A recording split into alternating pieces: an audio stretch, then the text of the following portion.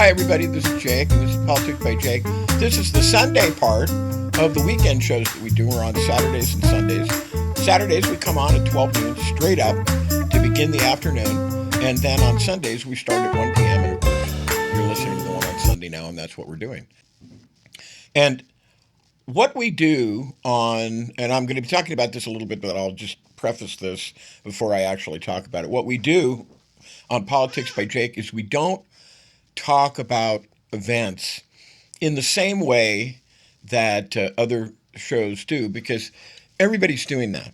And when I thought about doing this show, which is years ago now, I didn't want to do that kind of a show because everybody else was doing it, and I didn't see any point to doing it. So what I do is I do commentary, I do upstream analysis. We do take aspects of current events and we do report on them, but we're selective and we do it to aid in the commentary analysis. So, like I said, before we go, anywhere else today, I want to be very clear about something. I don't report on events per se. Like I have explained to you, I never have. There are simply too many of them, and most of them are noise. What I do instead is something much harder and much more necessary, if I do say so myself, not to raise myself and elevate myself, but I look for signals because I think that's what I want to give to you. Occasionally, an event happens that cuts through the noise and tells you what is actually going on beneath the surface.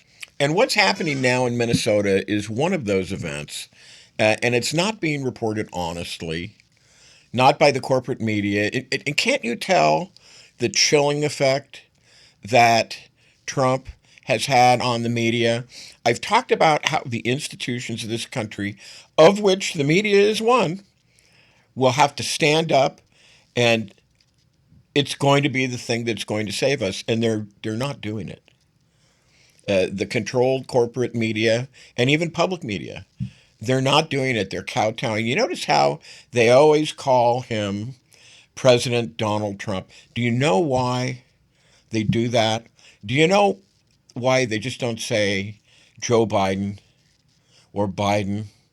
It's because they've received directives that this is how they are to speak about this individual who I prefer to refer to as the present tenant of the White House. That is what they do. And they are not only willing to do that, they are absolutely willing to do that because it's all about money. And that's one thing Trump understands. You attribute intelligence to Trump, and I'm willing to do that if you're willing to agree with me that, like a fox has intelligence. Foxes are incredibly canny creatures. You look at things they do and you think, this guy really, this is intelligence. This is like a human being. It's a different thing. It's animal cunning. And Trump understands that the bottom line of everything is really money. And that's what he's using and it's a shame. I mean, if circumstances were different, if he wasn't destroying everything that's been built in the United States, if he wasn't the man of chaos he is, the outer chaos reflecting the inner chaos of his mind, I would feel sorry for him. But I don't have the leisure to feel sorry for him. So the corporate media has failed. It's not reporting honestly, and the administration, is not saying anything else either. Because what you are seeing in Minnesota right now, it's not law enforcement as we understand it in a constitutional republic. What you are seeing is something far closer to lawless power operating under cover of law. And notice that I say cover of law when the actual phrase that those of you who listen to shows like this and listen to commentators like me would be more familiar with is color. Color. Color.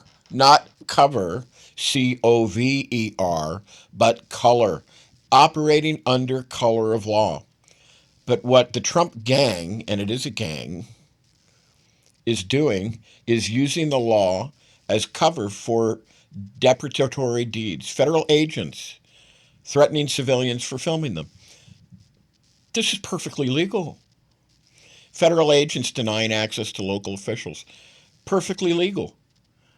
Not only is it perfectly legal, it's according to the mos maiorum, which is the customs of the ancients and the ways of the elders, applied, of course, to the present situation and not Rome. But you understand what I mean. Federal operations described by the White House just within the last 24 hours, the invasion of the state of Minnesota as a steady state. Steady state. That phrase matters because steady state, that means that this is not what they're portraying, is that this is not an emergency. It means this is not temporary. It means this is the new normal and that they intend to keep it to be this way. And as I have conjectured, and you've heard me say this before, that the reason this is happening, the way it is happening, is not accidental. Because they want a reaction. Not peaceful protest. Not whistles and cameras and people shouting shame, like Donald Trump wants to attribute professionalism, because he wants to attribute what's going on to agents provocateur, saboteurs within the crowd that are whipping up the crowd. And what kind of the person who's doing that, if that's what they're doing that and all they're doing is yelling shame, they need to turn in their agent provocateur documents and go find work. Go open a delicatessen somewhere or something like that. Because that's not working. That's not what an agent provocateur does. Okay, so that's Donald Trump, and he's losing his grip, and he is, and we'll be talking about that too. But they want a reaction. They want the crowd to break. They want them to become so enraged and so outraged by the things that are going on that they do something more. And the moment that they get that, they can point, and they're already doing it, but they're making it up. They can point and say, see, domestic terrorism. Kristi Noem was right. And that brings us to the real question people are asking right now, even if they're not saying it out loud. What are we supposed to do? Not in 10 years, not in theory, but in the next day, the next week, the next year. Because saying the arc of history bends towards justice, it's long, but it bends towards justice. The saying is the arc of history is long, but it bends towards justice. That's comforting, I guess. But it doesn't tell you how to survive a lawless present. And this is Politics by Jake, and we'll be back. And now here's a word from one of our sponsors, Twain Consulting. Hi, this is Jake with Twain Consulting. Let's be blunt, shall we? America is litigious. It's unstable, and it's financially weaponized. If your name is on everything you own, you're a sitting duck. At Twain Consulting, we help you vanish legally, ethically, and permanently. From land trusts to layered LLCs, we teach you how to restructure your assets so the predators can't see them and can't touch them. This isn't a loophole. It's a strategy that the wealthy have used for decades. Isn't it time you got the same protection? Call Twain Consulting at 805-380-5699 or visit us online. Protect what's yours before someone else claims it. And now let's get back to Jake and Politics by Jake.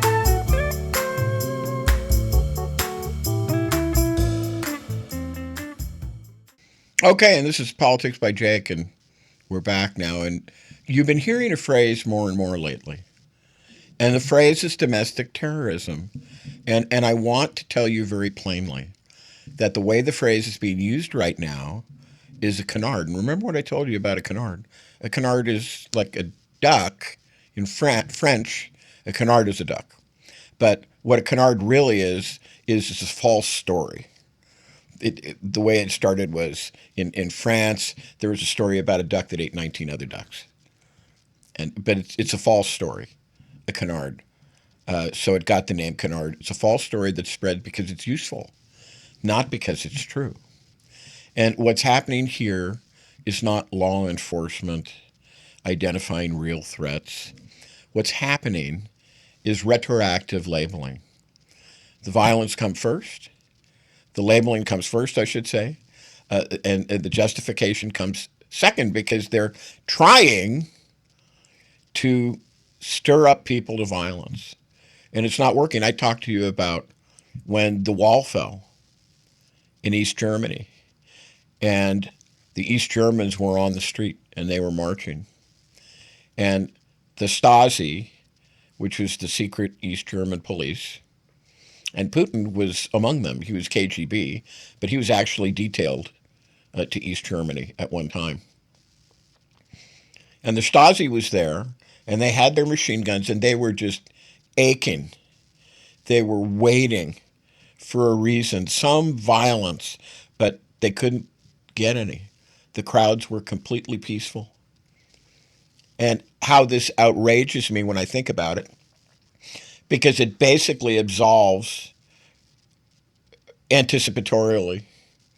It absolves those who would seek to do violence from being accused of doing it in a haphazard and illegal and mean and cruel sort of way. Because domestic terrorism, right? It was a domestic terrorism. We had to put him down. He tried to get between us and a woman who we had shoved into the snow. And so we had to put him down, and then we had to pump 10 bullets into him. Now, I can tell you, I'm a police officer. I was a police officer. And I know bad work when I see it. And that was bad work.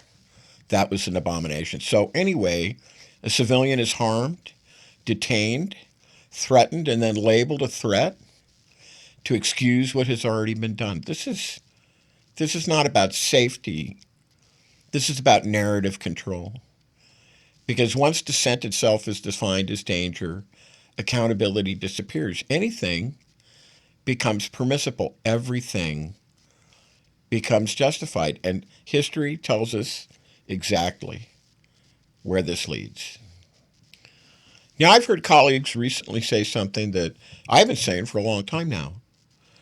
Donald Trump will not stop until he is stopped. And I'm thinking, man, these guys are making the big money and playing the big rooms and saying this stuff, and I've been saying it all along. And they're the ones that get paid attention to, because that's what I have said. Donald Trump will not stop until he is stopped. And I've, told you what I think of him. I've told you that I think he's a force of nature. And I guess I'm kind of insulting nature by saying this, but he's characterized as a force of nature. You can't stop a force of nature. You can't stick your hand in the Missouri River and interrupt the flow. You can't hold your hands up against the wind and stop the wind. Do you understand what I mean? Force of nature, do you see? And the only way he will be stopped is that someone or something, some circumstance, some event, whether dementia, and I'm not, even sure dementia will stop him, because he's got such a thoughtless, goose-stepping cabal behind him that will do anything for him because they're all fearful. It's just like Stalin. When Stalin had his incident that caused his death, no one would send for a doctor. No one would help him because they were all afraid of him. They were all afraid to even disturb him. And so he died alone. So, either dementia or old age, assuming room temperature, whatever it is, that is all that's going to stop him. You can't stop him unless you have recourse to one of these other political methods. And it's because it's just not going to happen. He's not that kind of a guy. So shame does not stop him. Exposure does not stop him. Norms do not stop him. He doesn't care. And like I said, I'm not even convinced that dementia stops him. And I think he has dementia. He is, for lack of a better phrase, like I said, and I may be insulting nature by saying this, a force of nature. Not in the sense that he's powerful, but in the sense that he's impulsive, compulsive, and escalating. He interprets restraint as weakness. He interprets compromise as surrender. Wow, this sounds like my old girlfriend. I used to say, you think weakness is strength and strength is weakness. Oh, boy, little did I know I was dating a female Donald Trump. Anyway, I love you. I still love you. I'm not going to mention your name, but I still love you. Still miss you. And he interprets restraint as weakness, compromise as surrender, and he interprets boundaries as insult. You can't persuade someone like that to stop. You can only constrain them, which brings us back to the reason why this moment is so dangerous. Trump is not unique. He's part of a lineage. I've used this analogy before. I'm going to use it again because it's accurate. He's like Mikey. I'm actually going to use two analogies, but we'll use the one that I know you've heard the most. He's like Mikey. Mikey from the old Life cereal commercials. Remember that? Mikey will try anything. So the people who know better, even the ideologues, the technicians, the operators, the tacticians, all of whom are part of this cabal, they hand him the most dangerous ideas. And then they step back and wait to see if he survives. And just like the commercial, if Mikey likes it, it's safe for them to do. But Trump is also Pandora. And not the first Pandora. Newt Gingrich was a Pandora. Lee Atwater was a Pandora. Each of them opened something that could never be closed again. And that's, of course, the story of Pandora. She opened and let out all the evils in the world. They were all in a box. Go ahead, look up the story. Look up Pandora. We have Wikipedia, so you can find out all these things. But the short story is that all the evils of the world were locked in a box, and Pandora opened the box and let them all out, and you can't get them back. And each of them opened something, like I said, that could never be closed again. Lee Atwater, of course, the Southern strategy. Newt Gingrich talking about that politics was a war. They made behavior acceptable that had previously been unthinkable. Trump didn't invent the ugliness. He made it safe to act on it. And when that happens, the system changes permanently. And by the way, Gingrich, for example, let's just talk about Gingrich. Lee Atwater did the Southern strategy that has worked so successfully, so devilishly well, to cause the Democrats basically to lose the South. And that goes back a long way. And actually goes back even further than that. It actually goes back to the 60s when Lyndon Johnson proposed the Civil Rights Act. That lost the Democrats the South. And how Barry Goldwater, who was in 1964 was the candidate for president, lost spectacularly. He just lost in a landslide, but still caused Johnson to lose the South. And Johnson was from Texas. And this was like a betrayal. This was like Roosevelt betraying the rich, the Long Island rich, the Great Gatsby types. This is like him doing that. A traitor, a class traitor who ought to be killed. And this is exactly the way it was. So anyway, let's at this point let's take another break. And this is let me just say this: Gingrich was a history teacher, among other things, and he said, although he didn't do proper attribution, he said that politics is a war. That's not what was actually said. It was von Clausewitz, literally about a century before, who said politics is like a war. And thus having said, and thus I having redeemed myself from my previous mistake, let's take a break. And this is Politics by Jake, and we'll be back. And now here's a word from one of our sponsors, Twain Consulting.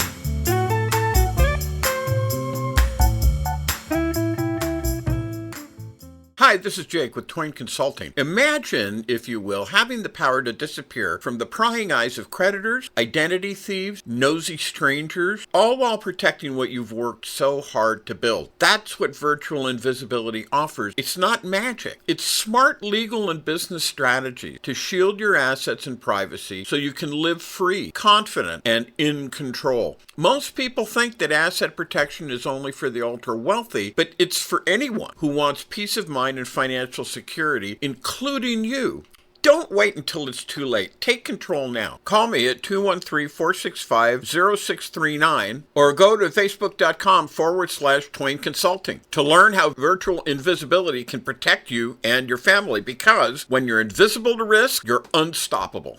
And now let's get back to Jake and Politics by Jake.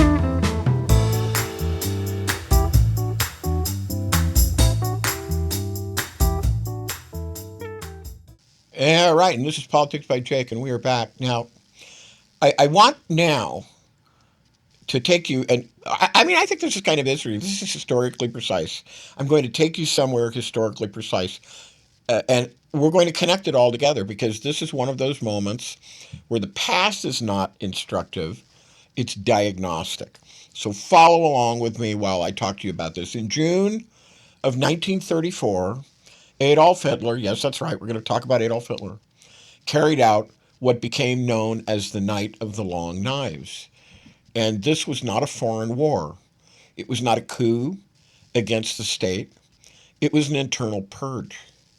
And the targets, they were members of his own movement, specifically Ernst Röhm and the SA, the Sturmabteilung, which means the storm detail, SA.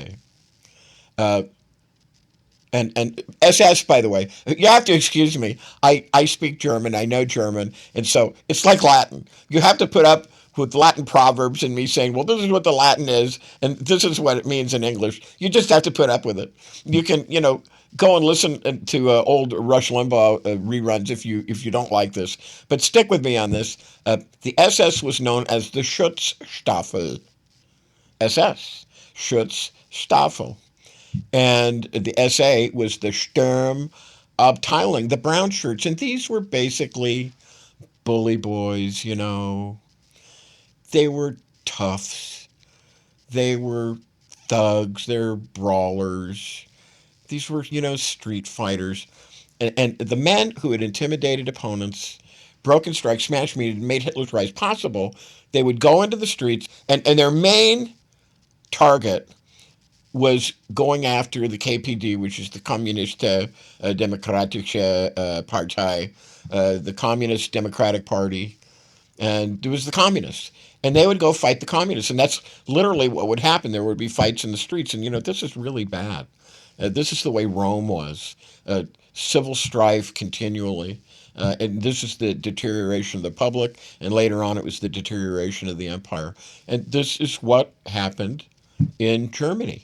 So these were the men, the Sturmabteilung, with Ernst Röhm at their head, who had intimidated opponents, broken strikes, smashed meetings, and these were the ones who had made Hitler's rise possible. And then, once, power had been consolidated, they became a liability because they were too visible. They were too undisciplined. They were too radical. They were too uncontrollable. So they were eliminated. Not because the regime was strong, but because it was afraid. And authoritarian systems always do this. Authoritarian systems are always reactionary. They always turn inward. Once external enemies stop working as a glue, internal enemies are manufactured. And here's the part that matters for today, the Night of the Long Knives. And it's a cool name, is it not? It was sold as restoring of order, the reining in of excesses, protecting the state. In reality, it was about consolidating personal power and sending a message. Number one, no one is indispensable. Number two, no one is safe. Number three, loyalty is just temporary. Now, look around you. Watch the members of this administration. Do you see how they're speaking about one another? Watch who leaks against whom. Watch who suddenly clarifies, walks back, or distances themselves. This isn't unity. This is pre-collapse positioning. And you've heard me say before, people think that Trump is strong. He's not. He's weak. And he's getting weaker. And I use the pun, the expression, he's getting weaker by the week. He's not getting stronger. It's like his dementia. He's not getting better. Dementia is not something that you recover from. He's getting worse. So this is, pre-collapse positioning. And this is people trying to survive what they know is coming. And they do know it's coming. When officials start throwing one another under the bus in advance, it tells you something crucial. They don't believe the story anymore. They don't trust the center to hold, and they're preparing for blame. And that's not confidence, that's fear. And here's a rule of history that holds across empires, systems, and centuries. When power loses legitimacy at home, it looks outward. Not always for conquest, not always for war, but for symbolic dominance. It looks for enemies, it looks for threats, it looks for spectacles, not because those things solve problems, because they don't, but because they create the appearance of control. That is why you hear the constant escalation in rhetoric. That is why boundaries get tested. It's just classic Trumpian behavior to test boundaries. That has always been, ever since 2015, the way Trump has been. Trump, Russia, are you listening? This would have been unthinkable. To appeal publicly in a speech, actually, I think this is 2016, to appeal publicly in a speech to Russia, to Putin. Russia, are you listening? Interfere in our elections. It's an invitation. It's unthinkable. It's a boundary. That's why Trump's like Mikey, because he does stuff like that. And the tacticians, the operators, the ideologues who are standing behind, just like in the Life cereal commercials. Mikey's over there, the box of Life cereal, and all of these kids, these bigger kids, are saying, "Give it to Mikey. He'll eat anything." Hey, Mikey.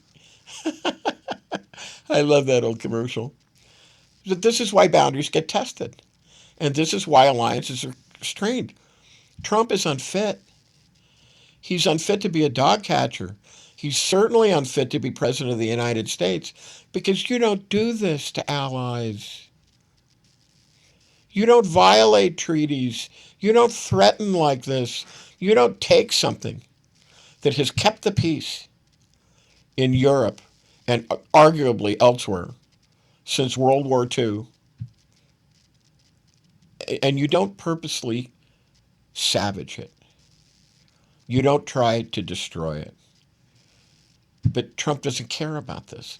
I heard somebody say recently that it's not so much that Trump doesn't think that there are other people. It's so much that it's more like that Trump doesn't even believe in other people. He doesn't believe that people exist. It's like he's in a hologram, which is all Trump all the time, and all the other people are just part of the hologram, and they don't really exist. He's extractive. He's an oligarch. He's a different kind of a person. He shouldn't be running the government. He shouldn't. So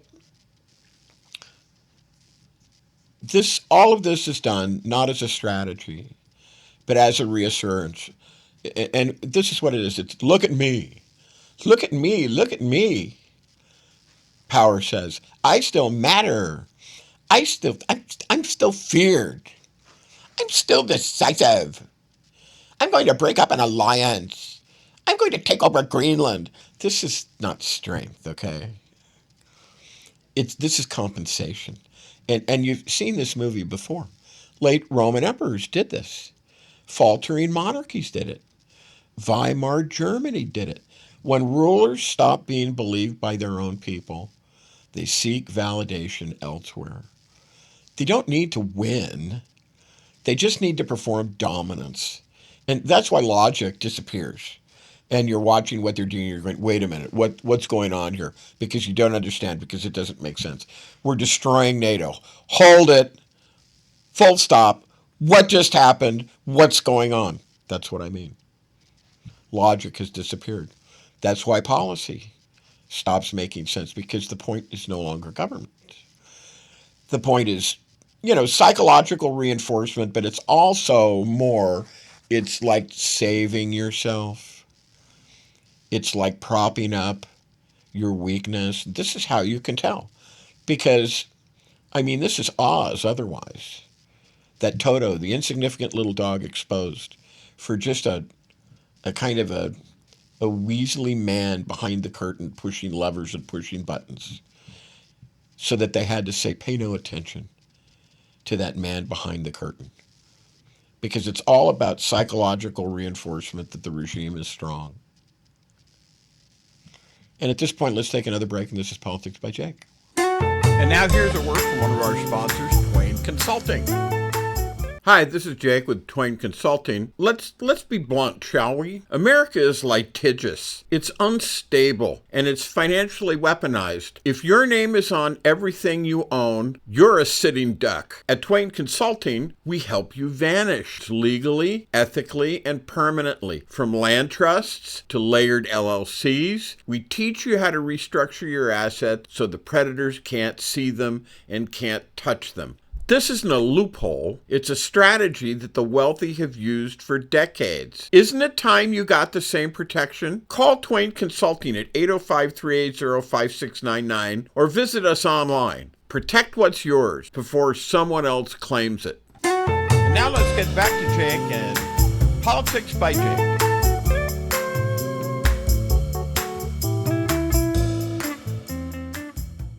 All right, this is Politics by Jake, and we're back.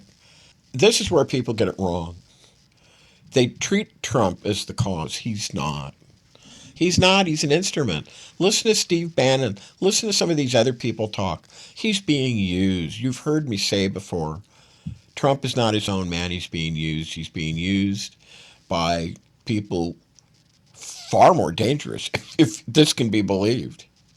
Far more dangerous than he is, if such a thing is even possible. He's an instrument. He's a blunt instrument. He's a battering ram. He's the delivery system. He wants approval.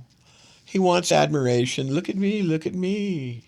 He can't imagine a world where for 1 second of the day they're not talking about him. Listen to me. This is sickness. This is mental illness. This is a dangerous man. You have, I don't want to say many, but you have people who have had access to Donald Trump. And do you know what they often are saying about him? He's crazy. He's insane. Do you think this is just a casual, like, wow, what a wacky guy. He's just sure a fun guy. He's just really insane. No. That's not what it is. And he wants approval, and he wants admiration. He wants to be loved by the people he believes are powerful. He doesn't care about you. He doesn't even really believe that you exist. But this makes him useful to the technicians, the technical people, the ideologues behind him, who understand things that he does not. People who understand institutions. People who understand leverage. People who understand timing. They know already that Trump will say anything, that he'll do anything, that he'll sign anything, because Trump believes that power is personal, not structural. That is why he's dangerous, but it's also why he is replaceable. The real threat, you see, is not the man. It is the logic that he has normalized. Russia, are you listening? It's an outrage. This would never be heard. But now it's normalized. Trump did that. The logic that says that rules are optional, that law is a tool, that alliances are not sacred, that treaties are not sacred. Violence, it's excusable. If it's labeled correctly, if we can endlessly review tapes that show anything but the fact that a person is dangerous and still label him a domestic terrorist, you can do that. Let's do that. That's what you've got here. And elections are only legitimate when they produce the right outcome. You've heard me talk about 2026. You're going to see it. We have maybe what is the last chance right now to make sure that ICE Gestapo are not standing outside all the polls in their uniforms. And yeah, it's funny because some of them don't even wear uniforms. Some of them are walking around there in shirt and jeans and stuff like that. And they may have a patch on their arm or something that says they may be wearing a flak jacket or a vest that says that they're ICE. It's just stupid. It's just all stupid. It's just crap. But this may be the last chance because we've got a situation where we actually have a temporary, an interim bill has been signed for 2 weeks to keep the government running so they could talk about some of the things that haven't been resolved yet. And one of those is giving money to ICE Gestapo to do what they want to do. And the Democrats are absolutely dead set against it, and they're willing to shut down the government. And we're not going to talk today about, except to mention it in passing, the 14th Amendment, Section 3, which says that you don't shut down the government, that you honor the debt of the United States. You pay the debt of the United States when it comes due. We're not going to talk about that because rules are optional now. Things are excusable. Um, and that logic has taken hold, and it's too bad because we are down the rabbit hole now. So let's talk about the Constitution. Not, romantically, not ceremonially, but functionally, okay?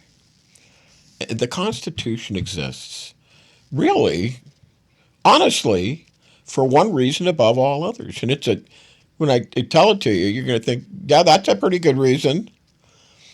The Constitution exists to channel the impulses that would otherwise tear societies apart.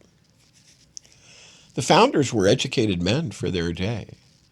They knew about Rome, they knew about all the civil strife, and they knew that men were not angels. They knew that there were men like Trump. They knew about Clodius, for example, and his sister Clodia, and how they wreaked civil havoc among the Republic, the late Republic. They knew all about it. They were aware of it. So they didn't believe that men were angels. They believed the opposite. They assumed ambition. They assumed cruelty. They assumed the hunger for power. They assumed men's worst lights. So what did they do? They built a machine. It was a machine that had elections. It had impeachment. It had checks. It had balances. These are not polite customs. They are pressure valves. Karl von Clausewitz, I talked about this earlier in the show, said, this is what he said. He said, politics is war by other means. Newt Gingrich, the history teacher, come Speaker of the House, without attribution says politics is like a war. That's not exactly what was said. Clausewitz said politics is a war by other means. The Constitution takes that truth, although Clausewitz existed, basically 100 years after the Founding Fathers, and said, if war is inevitable, then let's fight it. But let's fight it with ballots instead of bodies. And that's not weakness. That's civilization. That's a good thing. And when those mechanisms are blocked or ignored or sabotaged, the pressure does not disappear. It builds. And pressure always finds a release. We've heard Trump talk. I've got the clip. I'm not going to play it. But it's Trump saying, we've got to win. It was like the first thing that he talked about, we've got to win the midterms. Before he said anything else in this talk that he gave a couple of weeks ago, we've got to win the midterms. Because, if we don't win the midterms, they'll find a reason to impeach me. Like that would be hard. And he said, we don't impeach people. They impeach. You know why? Because they're meaner than we are. Well, I think we believe in good government more than they do. I think that's true, certainly. But no, that's a mentally diseased man whose power is threatened, and he's going to fight like a cornered animal. He will. And his people who follow him, the cabal, as I tend to call it. I tend to refer to it as a cabal. You can call it what you want. Administration, call it an administration. They're going to fight like cornered animals to hold on to power. And don't you ever think that it's going to be any different. So, impeachment is not vengeance. It's not hysteria. It's not extremism. It's operational maintenance. A system that cannot enforce its own rules is not stable. It is decaying. So, and at this point, let's take another break. And we'll come back and we'll continue this. And this is Politics by Jake, and we'll be right back. And now here's a word from one of our sponsors, Twain Consulting.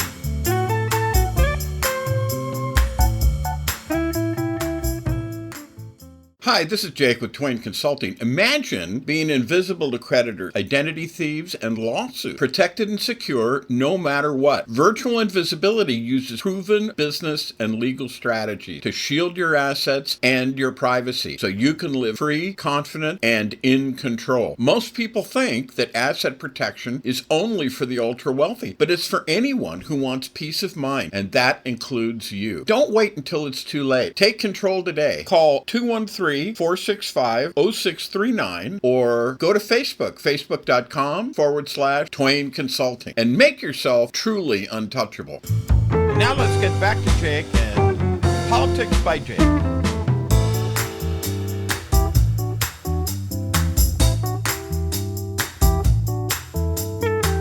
So, all right, this is Politics by Jake. We're back. Thank you, Twain Consulting, for those messages. And we've been talking about the Constitution. We've talked about a lot of things. We've covered a lot of ground on today's show, the Sunday show. February 1st, new month. Have you ever noticed how the first month of the year, it seems really long? It seems hard to get out of. It's only 31 days. I mean, there are other months with 31 days. But how January, it just seems to go on and on forever. I experienced that. That's kind of how it feels to me. But anyway, we're out of it now. We're February 1st. We're really into the work. And welcome, by the way, to the show. This is a belated welcome. I didn't say this at the beginning, but welcome to the show. Welcome to Politics by Jake. I'm Jake. Welcome to the fight. Welcome to 2026. It's going to be a big one. Free and fair elections we're going to see. So we've been talking about constitutional tools and how if they're not used, the pressure on the system builds. And we talked about impeachment as one of them. And this is not, hysteria. It's not extremism. It's maintenance. A system that cannot enforce its own rules is not stable. It's decaying. When accountability is delayed in the name of unity, the result is not peace. It is escalation. And every authoritarian figure counts on one thing above all else, that the institutions will hesitate, that they will wait, that they will worry about optics, that they will fear backlash more than collapse, that they don't correctly gauge the gravity of the situation. One of my colleagues, I've heard him talk about how Chuck Schumer doesn't seem to get it. He doesn't seem to realize the great danger, the great possibility that the system will be lost, and that this is the last chance to stop it. But he just keeps on keeping on the way he always does. But history shows where that leads, always. So let me leave you with this, all right? Because if you understand this part, you understand everything we've been talking about tonight. History does not end because people are evil. It doesn't end because the leaders are corrupt. It doesn't even end because violence appears. No. History breaks when judgment collapses. It breaks when a society can no longer agree on what matters most, when everything becomes urgent, when nothing is prioritized, when power reacts instead of govern. You see, that's the signal. Not chaos, not noise, not outrage, but indecision at the top, disguised as constant motion.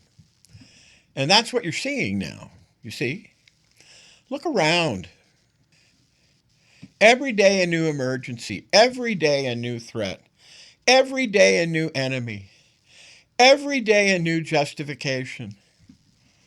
Immigration, domestic terrorism, foreign adversaries, internal traitors, economic collapse, imminent economic collapse, cultural collapse.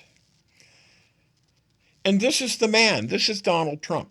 It's it's his cabal also, but they're afraid also because the inner chaos, or I should say, the outer chaos that you see, it's a reflection of the inner chaotic mind of this mentally diseased and failing man. Like I said, he's got dementia. He's had what, 3, 4 brain scans? You don't do that normally for a president. You just like do one a year, but he's had like 3. I think it's 3 or 4. You don't do that unless something's going on. And none of this resolves. None of it stabilizes. It just stacks. That's not accidental. Healthy governments triage this stuff. They do priorities. Like if you've got a cut finger and you've got another guy who's got a chest wound, you're not going to get in to see the doctor first with your cut finger. The guy with the chest wound, he's going to go first. That's what I mean by triage. Healthy governments do that. They triage. They rank threats. They decide what gets addressed now and what waits. Unhealthy governments, they flood. They flood the zone with crises so no single failure can be isolated. Look, I haven't talked much about the Epstein files. Other people are talking about it. I commend you to their posts so you can hear what they're talking about. It's really bad. So, what do you have this administration, this cabal doing? You have it invading Venezuela. Why? The argument can be made so that people won't pay attention to Epstein anymore because Epstein is really bad. People are saying that they've read what's in it and they haven't even and they don't even think that everything that needs to be released will ever be released. But what has been released is really, really bad. So you invade Venezuela, send the fleet down to the coastal waters off Venezuela. Do that. Spend our taxpayers' money. Break the treasury. Do whatever you can so that people don't know what it is that you really did on Epstein Island and what your real relationship with him is. And that's the way it is. And then you talk about Greenland. Why? So people aren't going to pay attention to Epstein, or maybe stop to pay attention to Venezuela. Then send the fleet into the Mediterranean to deal with Iran. Why? People forget about Epstein. Do you see? You flood the zone with crises so that no single failure can be isolated. No single abuse can be examined. No single decision can be judged because people are just, their heads are spinning. And you frame everything as existential. And when you do that, urgency loses meaning. And when urgency loses meaning, authority stops persuading and starts coercing. That's not ideology. That's mechanics of the late empire. And here's the part that people miss, okay? This does not mean that collapse is inevitable. And you hear me talk doom and gloom, and you hear me say things the way I think they really are, which is what I'm representing to you.